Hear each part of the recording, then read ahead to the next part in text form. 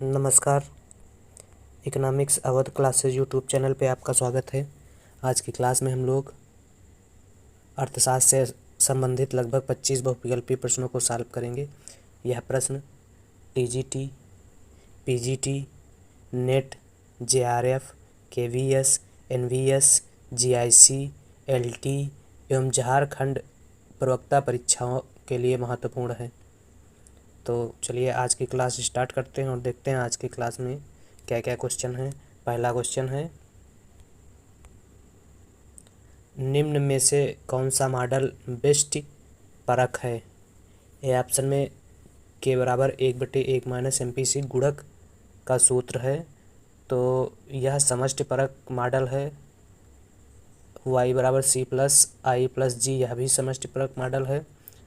और dx बराबर function of px यह बेस्ट परक मॉडल है, क्योंकि यह कीमत और मांग के बीच संबंध बता रहा है। तो इसका आंसर एक का आंसर हो जाएगा C। बाकी p बराबर mv plus m dash v dash upon t ए फिशर के समीकरण का सूत्र है, यह भी समष्टि परक मॉडल है। तो एक का सही आंसर C हो जाएगा। 2, निम्न में कौन सा कथन सही है। MPC प्लस MPS कम होता है 1 से, बराबर होता है 1 के, या MPC प्लस MPS अधिक होता है 1 से, या MPC plus MPS not equal to 0। तो MPC प्लस MPS 1 के बराबर होता है। ए सही हो जाएगा। 2 का ए सही है। कीन्स MPC और MPS का योग 1 के बराबर मानते हैं। MPC उपभोग की सीमांत प्रवृत्ति बराबर क्या होता है। तो MPC बराबर होता है डेल्टा C अपान डेल्टा Y, जिसमें डेल्टा C उपभोग में परिवर्तन और डेल्टा Y आय में परिवर्तन को व्यक्त करता है। कीन्स के अनुसार MPC धनात्मक होती है। MPC हमेशा क्या होती है, धनात्मक होती है, पर 1 से कम होती है, अर्थात MPC का मूल्य 0 से अधिक और 1 से कम होता है। तो कह सकते हैं MPC 1 से कम और 0 से ज़्यादा होती है। तो MPC 1 से कम और 0 से ज़्यादा होती है। और MPS किसके बीच संबंध बताता है। तो MPS बराबर होता है डेल्टा S अपान डेल्टा Y। तो यह बताता है बचत में परिवर्तन से आय में होने वाले परिवर्तन की मात्रा को व्यक्त करता है। ये सूत्र दोनों पूछे जाते हैं। MPS का सूत्र होता है डेल्टा S अपान डेल्टा Y, और MPC बराबर होता है डेल्टा C अपान डेल्टा Y। तो कीन्स के अनुसार MPS और MPC का मान 1 के बराबर होता है। तो 2 का आंसर सही हो जाएगा B। अगला 3 नंबर, निम्न में से किसने उपभोक्ता व्यवहार हेतु स्थायी आय परिकल्पना प्रतिपादित किया। तो उपभोक्ता व्यवहार हेतु स्थायी आय परिकल्पना का प्रतिपादन मिल्टन फ्रीडमैन द्वारा किया गया था। 1957 में मिल्टन फ्रीडमैन ने ए theory of the consumption function पुस्तक में लोगों के उपभोग व्यवहार की व्याख्या की, जिसमें फ्रीडमैन ने क्या बताया कि लोगों का उपभोग व्यवहार ना तो निरपेक्ष आय परिकल्पना पर और ना ही सापेक्ष आय परिकल्पना पर निर्भर करती है। निरपेक्ष आय परिकल्पना कीन्स ने दिया था और सापेक्ष आय परिकल्पना जो है वह ड्यूजनबरी द्वारा दी गई थी। इन दोनों ही बातों का फ्रीडमैन ने खंडन करते हुए बताया कि लोगों का उपभोग व्यवहार प्रत्याशित आय अर्थात स्थायी आय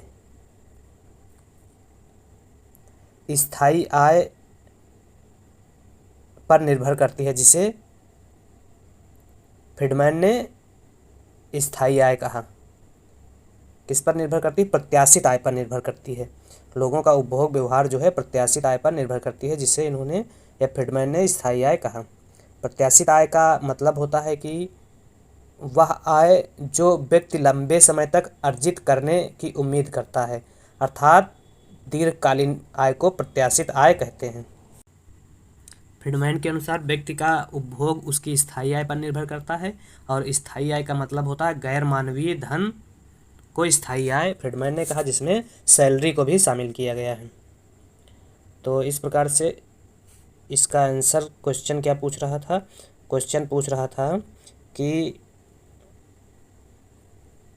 किसने उपभोक्ता व्यवहार हेतु स्थायी आय परिकल्पना का प्रतिपादन किया? तो फ्रीडमैन ने स्थायी आय परिकल्पना का प्रतिपादन किया था। इसके अलावा केन्स द्वारा निरपेक्ष आय परिकल्पना या उपभोग का मनोवैज्ञानिक नियम दिया गया, ड्यूजनवरी द्वारा सापेक्ष आय परिकल्पना का प्रतिपादन किया गया, और मोदिग्लियानी द्वारा जीवन आय परिकल्पना का प्रतिपादन किया गया था। अगला 4 नंबर क्वेश्चन, निम्न व्यापार चक्रों में कौन सा फिलिप्स वक्र से प्रत्यक्षतः संबंधित है? तो गुणक त्वरक व्यापार चक्र, अतिनिवेश व्यापार चक्र, वास्तविक व्यापार चक्र, राजनीतिक व्यापार चक्र। तो फिलिप्स वक्र से जो प्रत्यक्षता संबंधित है वह राजनीतिक व्यापार चक्र है। 4 डी सही है। 5 परिभाषा के अनुसार सीमांत उपभोग प्रवृत्ति, सीमांत उपभोग प्रवृत्ति MPC, अभी हम लोग इसकी पीछे बात कर चुके हैं, तो डेल्टा C अपान डेल्टा Y हो जाएगा MPC का मान या सूत्र। तो डेल्टा C अपान डेल्टा Y किस ऑप्शन में है? डेल्टा C अपान डेल्टा Y डी ऑप्शन में है। यहाँ सिर्फ C दिया गया, C ऑप्शन में सिर्फ C दिया गया है, लेकिन डेल्टा C अपान डेल्टा Y जो इसमें किसमें परिवर्तन की बात करता है? उपभोग में परिवर्तन से आय में होने वाले परिवर्तन को क्या कहते हैं? MPC कहा जाता है। अगला 6 नंबर, और ये तो बताया ही थे MPC धनात्मक होती है और MPC का मान 1 से कम और 0 से ज़्यादा होता है। MPC का मान 1 से कम और 0 से ज़्यादा होता है। अगला question 6 number question, Milton Friedman के अनुसार अस्थायी आय की सीमांत उपभोग प्रवृत्ति होती है। तो मिल्टन फ्रीडमैन के अनुसार अस्थायी आय की सीमांत प्रवृत्ति जो है 0 होती है। अगला क्वेश्चन 7 नंबर क्वेश्चन, यदि आय में 5000 करोड़ की वृद्धि से बचत में 500 करोड़ की वृद्धि हो जाए तो सीमांत उपभोग प्रवृत्ति होगी। तो सीमांत उपभोग प्रवृत्ति का मतलब सूत्र है आय में परिवर्तन डेल्टा Y माइनस बचत में परिवर्तन डेल्टा S और बटे आय में परिवर्तन डेल्टा Y। तो ये 5000 माइनस 500, यह delta Y minus delta S अपान डेल्टा Y इंटू 100 होगा। 5000 माइनस 500 बटे 5000 और इंटू 100। तो ये सब काटने पीटने घटाने पर जो है बचेगा 4500। 5000 में से अगर 500 निकालेंगे तो 4500 बटे 5000 और गुणे 100। तो 2 0 कट जाएंगे 100 से, और ये 5 9 45, 5000 है नीचे, 3 0 कट जाएंगे, तो 90% आएगा। 90% आएगा आंसर। किस ऑप्शन में है? 7 नंबर 90 है C ऑप्शन में, C सही हो जाएगा। अगला 8 नंबर क्वेश्चन, क्लासिकल बचत फलन के लिए निम्न में से क्या एक सत्य है?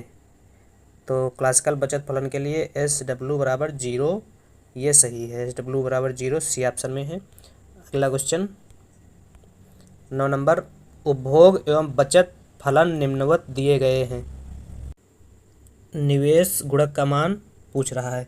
तो S बराबर 100 माइनस 0.8Y। तो बचत फलन में MPS दिया है 0.8 है, यही बचत फलन है, और MPS 0.8 दिया है MPS। तो के बराबर होता है MP 1/MPS। तो 1/0.8 तो दशमलव ये आएगा 1.25, आंसर आएगा 1.25 किस ऑप्शन में है? बी ऑप्शन में है। 9 का सही हो जाएगा बी। 10 नंबर क्वेश्चन, आनुपातिक उपभोग फलन में ए उपभोग की सीमांत प्रवृत्ति स्थिर होती है, बी उपभोग की औसत प्रवृत्ति स्थिर होती है, सी दोनों का मान बराबर होता है, डी उपरोक्त में से कोई नहीं। तो आनुपातिक उपभोग फलन में दोनों का मान बराबर होता है, सी सही हो जाएगा। अगला 11 नंबर क्वेश्चन, आईएस वक्र के बारे में पूछा गया है। आईएस वक्र का ढाल कैसा होता है? तो आईएस वक्र का ढाल जो है ऋणात्मक होता है और एलएम वक्र का ढाल धनात्मक होता है। आईएस एलएम मॉडल का प्रतिपादन प्रोफेसर हिग्स एवं हैंसन द्वारा दिया गया था और आईएस और एलएम मॉडल से जो क्वेश्चन बनते हैं एग्जाम में पूछे जाते हैं, कुछ जान लेते हैं तथ्य रूप में। आईएस वक्र वस्तु बाजार संतुलन की व्याख्या करता है। आईएस वक्र का संबंध ब्याज दर के प्रतिष्ठित सिद्धांत से है, जिसमें आई का मतलब होता है इन्वेस्टमेंट और एस का मतलब होता है सेविंग से। आईएस वक्र ब्याज दर एवं राष्ट्रीय आय के बीच संबंध की व्याख्या करता है, जिसका ढाल ऋणात्मक होता है। एक्स 0 एक्स अक्ष पर नेशनल इनकम और वाई अक्ष पर ब्याज की दर, रेट ऑफ इंटरेस्ट को दिखाया गया है। आईएस वक्र का ढाल ऋणात्मक, ये ऋणात्मक ढाल का है क्योंकि आईएस वक्र ब्याज एवं राष्ट्रीय आय के बीच उल्टा संबंध बताता है। निवेश मांग जितनी अधिक लोचदार होती है, आईएस वक्र उतना ही चपटा होता है और निवेश मांग जितनी अधिक बेलोचदार होती है, आईएस वक्र का ढाल उतना ही अधिक होता है। अगर सरकारी व्यय बढ़ता है तो आईएस वक्र ऊपर या राइटवर्ड या कह सकते हैं दाएं शिफ्ट हो जाता है और अगर सरकारी व्यय घटता है तो आईएस वक्र नीचे या कह सकते हैं लेफ्टवर्ड शिफ्ट हो जाता है। जैसे मान लेते हैं ये मूल आईएस वक्र है, ये मूल आईएस वक्र है, तो जब क्या होगा, सरकारी व्यय बढ़ेगा तो आईएस वक्र दाएं शिफ्ट हो जाएगा, तो ये आईएस 1 हो जाएगा सरकारी व्यय बढ़ने पर। और अगर सरकारी व्यय घट रहा है तो यह नीचे की ओर शिफ्ट हो जाएगा, कह सकते हैं लेफ्टवर्ड शिफ्ट हो जाएगा।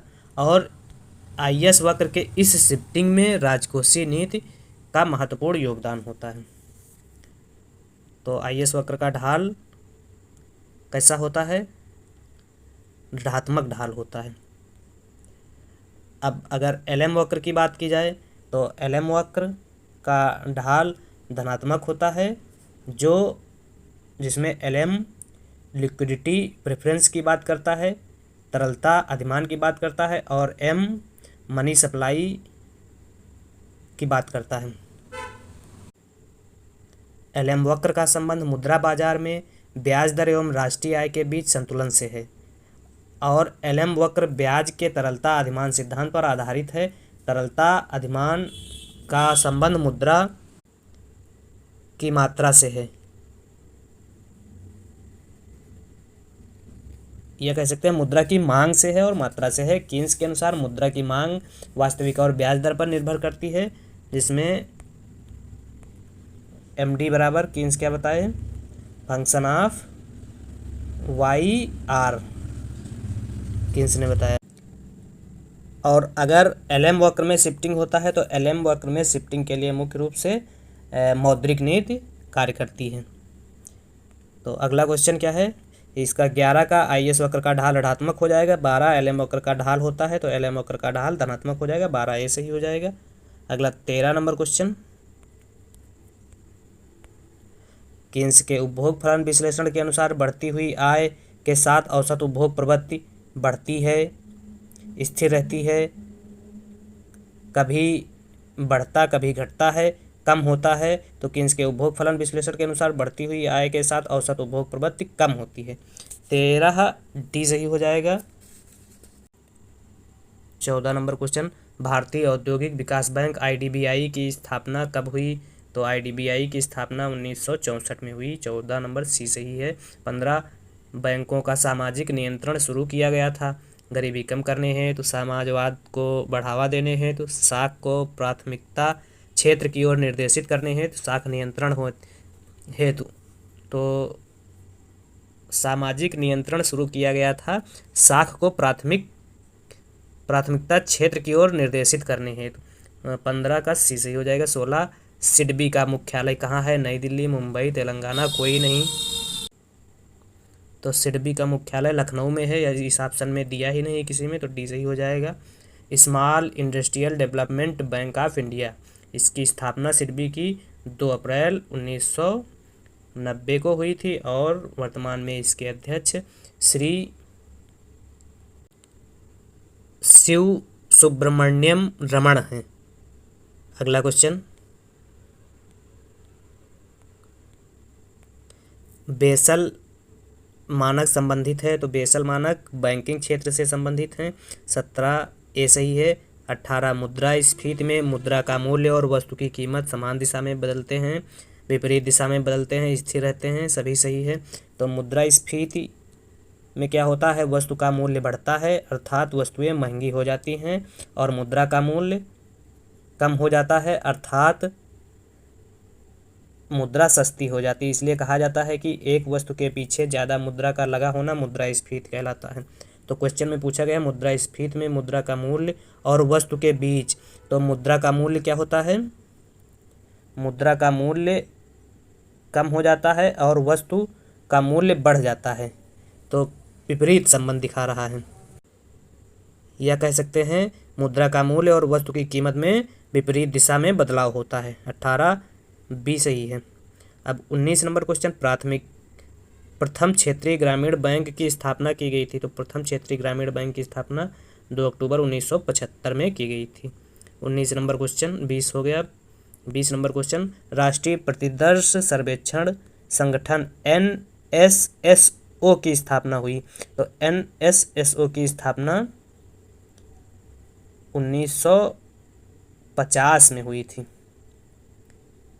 ए सही है। 20 मुख्यालय इसका कोलकाता है और वर्तमान में इसका नाम बदलकर नेशनल सैंपल सर्वे ऑफिस कर दिया गया है, और पूर्व में नाम नेशनल सैंपल सर्वे ऑर्गेनाइजेशन था। इसका कार्य क्या होता है? NSSO का इसका कार्य सामाजिक आंकड़े इकट्ठा करना होता है, जैसे गरीबी एवं बेरोजगारी से संबंधित आंकड़े राष्ट्रीय सैंपल सर्वे ऑफिस द्वारा एकत्र किया जाता है। अगला क्वेश्चन, भारत में कर्मचारियों के महंगाई भत्ते के निर्धारण का आधार है।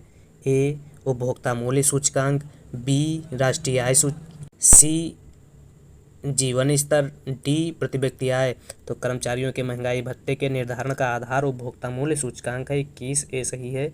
अब 22 नंबर क्वेश्चन, नवीन उपभोक्ता मूल्य सूचकांक का आधार वर्ष 2010 से बदलकर वर्ष 2012 कर।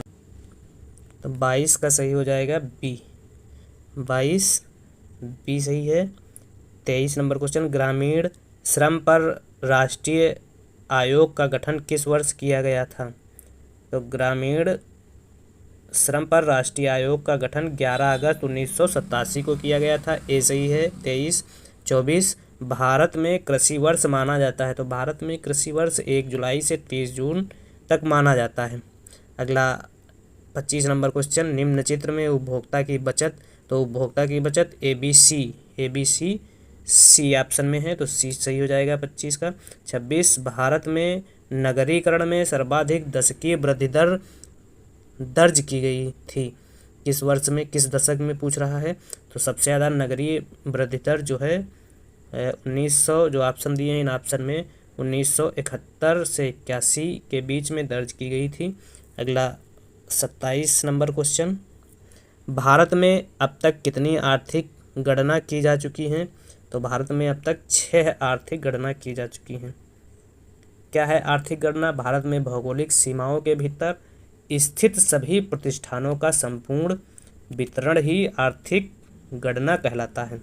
और पहली आर्थिक गणना या प्रथम आर्थिक गणना 1977 में की गई थी और अभी तक 6 राष्ट्रीय गणना, आर्थिक राष्ट्रीय गणना की जा चुकी हैं। तो 27 का ए सही हो जाएगा। तो इस प्रकार से आज के इस क्लास में हम लोगों ने 27 बहुविकल्पीय प्रश्नों को सॉल्व किया।